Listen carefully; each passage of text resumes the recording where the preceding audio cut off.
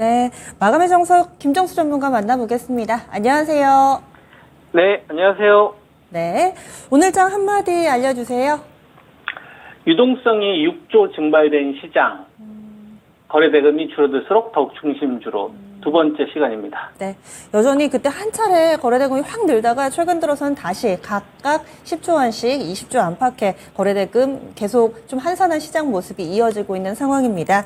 분석해 주시면 좋겠고요. 그리고 아직 그 해당 중심주라는 종목군들이 아직은 움직임이 좀 없어서 어떻게 보실지, 그리고 플러스 알파로 오늘 환율 걱정하시는 분들이 게시판에 글을 좀 올려주시던데요. 원달러 환율이 직전 고점 넘었는데 이것은 또 어떻게 보시는지 간략하게 좀 첨언해 주시면 좋을 것 같아요. 환율부터 그러면은 답변을 좀 드릴까요? 네. 네, 환율부터 그러면은 제가 생각하고 있는 말씀을 드리도록 하겠습니다. 환율을 보시죠. 1324원입니다. 이전에 발생됐던 자리가 1318원이니까 최근에 급격하게 올라가는 이 부분이 좀 걱정이 되시는 것 같은데, 요거는 좀 길게 볼 필요가 있을 것 같아요. 1324원, 요거보다 더 중요한 거는 1340원, 그리고 1240원, 요렇게 전 중요하다고 보거든요. 그러니까 우리가 환율이라는 거는 달러 강세를 의미를 하는 거잖아요. 달러를 더 달라 이거 아니에요. 그죠? 환율이 올라간다는 얘기는 우리나라의 통화의 가치가 떨어진다는 거고, 다르게 얘기하면 달러 내놔라 이거거든요. 달러 왜 내놔라 이렇게 이야기하냐면 당연히 금리 인상에 대한 부분도 있을 거고, 그 다음에 달러가 더 강세해진다는 얘기는 다르게 얘기하면 현재 시장에 드러나지 않는 악재가 있을 수도 있겠다. 그러면 달러가 제일 안전하니까 글로 가야지 라고 생각하는 돈들이 들어올 수도 있는 거죠. 그죠? 근데 그게 의미 있는 자리를 넘어섰을 때가 우리가 생각을 하면 되는 거고요. 우리 지난 25년 동안의 이 환율 여건을 보면 1240원이라는 자리가 되게 중요했어요. 이전에도 여러분들한테 여러 차례 이야기를 해드렸는데, 1240원은 우리나라가 위기가 발생이 되면 잠깐 돌파는 해요. IMF 때도 돌파를 하고, LG카드 사태 때도 돌파를 하고, 리먼 사태 때도 돌파를 하고, 근데 결국은 떨어져요. 우리나라는 수출 중심 국가고, 이 수출하는 나라가 미국과 유럽, 그 다음에 중국, 우리나라가 후진국한테 수출하는 규모가 아니라 미국이라는 나라한테 필요한 나라고, 유럽이나 중국에 대한, 그러니까 전 세계 패권에 위치해 있거나 경제 규모가 큰 나라한테 수출하잖아요. 더군다나 제조업이잖아요. 서비스가 아니라, 관광업이 아니라 물건을 찍어서 판매하는 거니까 뭐가 많이 발생이 됩니까? 발생되는 재화가 발생이 되는 거고, 돈이잖아요. 돈을 버니까 우리나라는 결국 해결을 하는 거예요. 자본주의 시장의 당연한 논리입니다. 그러니까 1240원이라는 이 기간은 떨어지면 회복을 해주고 돌파돼도 다시 떨어졌었던 이런 상황으로 우리나라는 20년 동안 올라왔었는데, 25년 동안 올라왔었는데 처음으로 달라진 거예요. 러시아 전쟁 터지고 나서 뭐가 사라졌습니까, 여러분? 저금리가 사라졌잖아요. 우리 2010년도부터는 저금리로 살지 않았습니까? 그러다가 2022년 3월 달에 처음으로 금리를 올리기 시작해서 미국 연준이 0.5%에서 지금 5.5%까지 1년 사이에 5%가 늘어났잖아요. 그러니까 이제는 1240원은 우리나라가 저금리 기주였었을 때, 미국이 저금리 기주였었을 때를 상단으로 생각했었던 자리인데 지금 이게 바텀을 작용하는 거예요. 그래서 이전에 제가 바텀 기준으로 여러분한테 이야기를 했었을 거예요. 이런 의미인 거예요. 그러니까 당연히 1240원이 당분간은 바텀이 될 수밖에 없다. 미국이 저금리로 다시 가지 않는 이상. 라고 보면 되는 거고, 위에서 1324원이 발생이 된 거는 2023년도 4월 말, 그죠? 요거 아래에 있는 거잖아요. 2023년도 4월 달은 뭐가 있었냐면은 물가가 잡히는 걸 알 수가 없었던 시점이었어요. 근데 지금은 물가가 잡히기 시작한 걸 알고 있었기 때문에 그냥 자연스러운 기술 반등 정도로 보는 게 좀 맞다. 여기서 만약에 이걸 돌파를 해준다면 뭐가 발생이 돼야 되냐면, 반도체나 배터리를 같이 죽이면서 환율이 올라가면 이건 좀 우리가 경계 신호를 가져야 될 것 같아요. 만약에 환율이 1340원을 돌파를 하는데 환율만 돌파하면 이건 그냥 수급상에 발생되는 문제인 거고, 만약에 돌파를 할 때 삼성전자나 SK 하이닉스, 그 다음에 배터리 중심주 가운데서는 포스코 홀딩스나 LG 에너지 솔루션이나 포스코 퓨처, 이 5종목 제가 여러분한테 같이 말씀드리고 있는 주식들이잖아요. 5인방.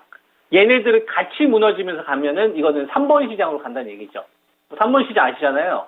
2,350까지 기다려야 되는 시장. 그죠? 그런 신호인 거고, 만약에 반도체나 배터리 중심주가 지금처럼 정체가 유지가 되면, 그냥 수급적으로 나타나는 하나의 현상 정도 되겠구나. 이렇게 이제 보시면 될 것 같습니다. 그래서 중요하게 봐야 될 자리는 1240원, 1340원, 그리고 요때 삼성전자, 하이닉스, LG 에너지 솔루션, 포스코 홀딩스, 포스코 퓨처 이 5종목을 가지고서 같이 무너지면 이건 좀 위험한 신호, 같이 안 무너지면 그냥 뭐 별일 없네. 이렇게 좀 잘 정리가 되는지 모르겠습니다, 앵커님. 잘 네. 됐나요? 충분히 좀 답이 됐고요. 그러면은 이제 유동성 그리고 핵심주 이야기로 넘어가 볼까요? 네. 아까 저한테 그 질문하셨던 거 가운데에서 중심주 어떤 거 물어보신 거였죠? 중심주 전체적으로 지금 뭐 포스코 홀딩스라든지 이런 종목군들이 포함이 돼 있는데 아직 네. 뭐 이차전지 쪽에서도 오늘 동박은 살짝 들썩이고 장비도 괜찮은 것 같은데 이런 핵심주들이 좀 잠잠해가지고 언제쯤 네. 신호가 좀 들어올지 분석을 해주세요. 네. 포스코 홀딩스는 이거 조정 나면 저는 제 1순위로 사야 된다고 봅니다. 예, 여러분들한테도 말씀을 좀 드렸잖아요. 따라가지 말자고. 기다렸다가 잘 사자. 그래서, 이 가격대를 제가, 이게 저점이 될지 안 될지는 모르겠고, 올지 안 올지도 잘 몰라요. 근데 그런 관점인 거예요. 만약에 제가 여러분한테 제시해드린 근처에 온다면 이건 일단 사놓고 보자라는 거죠. 예, 포스코 홀딩스는 50만원 초반 정도 저는 보고 있거든요. 50만원대에서 한 52만원 요 사이 정도. 요 공간 오면, 뭐 지켜보는 거죠. 그러면 일단 사놓고 고민하자. 그리고 떨어지면 더 산다 생각하고. 이 자리를 저는 오길 간절히 기다리고 있는 좀 상황인 거고, 뭐 여러분들한테도 배워야 산다? 이제 제가 월요일날 배워야 산다 하잖아요. 그때 제가 포스코 홀딩스 기준 가격으로 여러분한테 제시했던 다이어리가 52만원 정도 돼요. 여기서 이제 한 1, 2만원 정도 오차를 두면 될 것 같아요. 그걸 잘 지켜보다가 아래쪽으로 빠지면 이건 위기가 아니라 저는 기회라고 보거든요. 뭐 여러 가지 근거를 세울 수 있겠지만 제가 생각하는 거는 포스코 홀딩스는 광물 1등이잖아요.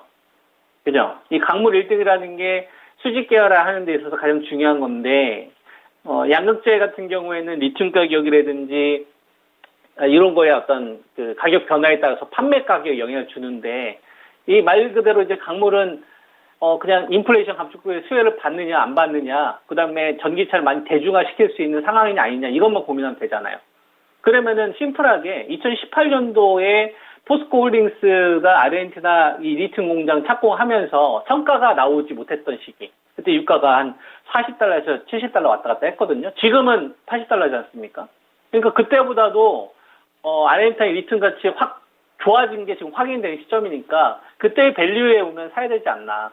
그래서 한 50만원대 초반 기다려보는 거죠. 그래서 다음 주 정도 빠지면 저는 사야 된다고 생각을 하고 있고, 그리고 LG 에너지 솔루션 이거는 제가 여러분들한테 54만원 기준으로 밑으로 떨어지면 좀 사자라는 의견 드렸잖아요.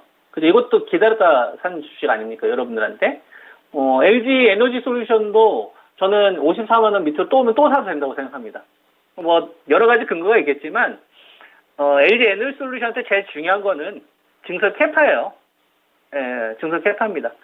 작년도가 220기가와트시 정도 됐으니까 올해가 한 280기가와트시 정도 되잖아요. 그러면 한 250, 60기가와트시 정도 되게 되면 할인을 우리가 주고 들어가는 거니까, 그죠? 이 정도 되면은 저는 사도 된다고 보거든요. 이렇게 보고 있는 거고, 오늘 보니까 삼성 SDI가 좀 올라오더라고요. 삼성 SDI 같은 경우가 급락이 됐다가 좀 반등 좀 시도하는 건데, 최근 들어서 이제 현대차 쪽으로 배터리 공급 관련된 논의들이 좀 나오고 있어요. 그래서 이건 꼬리 기준으로 제가 제시해드릴 수 있는 게 67만원입니다. 67만원 밑에서 사야 된다. 그죠? 그리고 유동성이 줄어드니까 나눠서 사는 거죠. 천천히. 네, 이렇게 보시면 될 것 같고, 그 다음에 SK 하이닉스. 그죠? SK 하이닉스하고 삼성전자. 이거는 계속 이격이 정체된 구간인데, 하이닉스는 제가 여러분들한테 좀 기다렸다 쓰자고 말씀드리고 있고, 보유자 영역으로 말씀드리고 있고, 삼성전자 같은 경우에는 이건 매수 관점. 7만원 밑에서는 나눠서 사자. 요 전략입니다. 그리고 바이오 1등 가지고 있자. 삼성 바이오로직스, 셀트리온, 이거 16만원 60에서 좀 넘어가는지 잘 보자. 그리고 셀트리온 헬스케어까지 같이 장대 양봉이 나오면 계속 요번에 바이오 제약이 배터리하고 반도체 중심주가 정체되는 구간에 대안이 될 수 있다. 그래서 이쪽도 저는 가져가야 된다. 이렇게 말씀드리겠습니다. 네, 알겠습니다. 한 주간 수고 많이 하셨고요. 다음 주에 뵙겠습니다. 네, 감사합니다. 네. 김정수 전문가입니다. 유동성 계속 파악하셔야 되고요. 그리고 이 중심 탑5의 종목은 조정받으면 오히려 땡큐. 이럴 때 사모아 놓을 수 있는 기회다. 다시 또 이런 강한 상승 랠리가 온다면 소외받지 않기 위해서 지금 이 기회를 잘 활용해 봐야 되겠다 의견 주시네요. 그리고 원달러 환율 같은 경우 기술적인 움직임이기 때문에 예전의 환율과 지금의 이 환율 레벨 때 가격이 동일하다고 현재 시장에 미치는 영향도 동일하게 봐서는 안 된다. 원달러 환율이 많이 올랐지만 2차 전지를 비롯한 핵심주들의 시세가 여전히 좀 살아있고 여기에 큰 영향을 미치지 않기 때문에 큰 변수가 되지는 않을 것으로 김정수 전문가 이렇게 판단을 해줬습니다. 저희 준비한 내용 여기까지고요. 미스터 진단 접수받고 있습니다. 저녁 9시에 종목 진단해드리는 시간 022128-3388번으로 전화 주시면은 이 종목 전문가가 자세하게 봐드립니다. 지금까지 다양한 투자 판단에 대한 도움 말씀드렸고요. 종목의 상승 하락을 보장하지는 않습니다. 함께해 주신 여러분 고맙습니다.